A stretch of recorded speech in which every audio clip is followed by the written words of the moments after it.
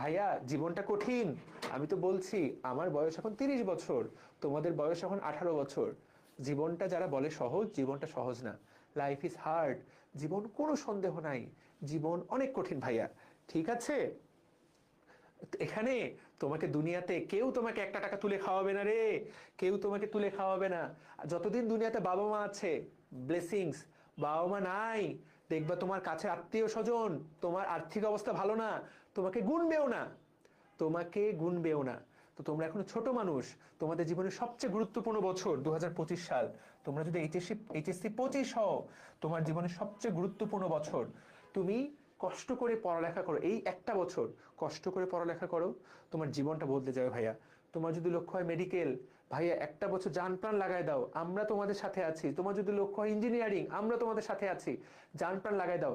এখানে মাসরুর, অপূর্ব, অপার, অভি, রাকিব, পাহলবি ভাই যা বলছে এর বাইরে কিচ্ছু আসবে না। তারপরও দেখবা তোমরা অনেকেই ঠিক মতো পড়ছো না। আমি, ফাহাদ ভাই, সাদ ভাই আছি মেডিকেলে, আমরা যা বলবো, আমাদের তিনজন অভিজ্ঞতা মিলাইলে 36 বছর অভিজ্ঞতা হবে। এর বাইরে কোনো প্রশ্ন আসবে না। তোমাকে পড়া গুলাই খাওয়াই দেবো, তাও তোমরা অনেকে সিরিয়াস হবে না।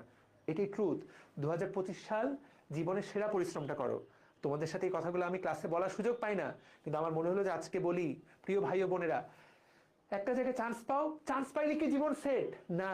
কিন্তু তুমি সত্য কথা, তুমি সমাজের একটু উপরে টায়ারে চলে যাবা। সত্যি, যেই 5,000 জন মেডিকেলে চান্স পেয়েছে, এরা ওর ব্যাচের সবার তুলনায় একটু উপরের টায়ারে চলে গেছে। বুঝাতে পারলাম?